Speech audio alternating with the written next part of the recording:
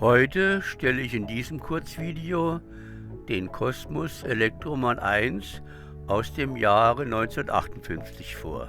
In diesem ersten Kasten wurden die Modelle noch auf Holzplatten aufgebaut.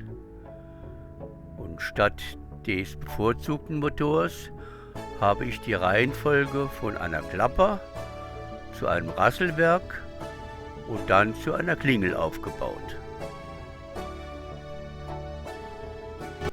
Fangen wir also mit der Klapper an. Nun kracht es am laufenden Band.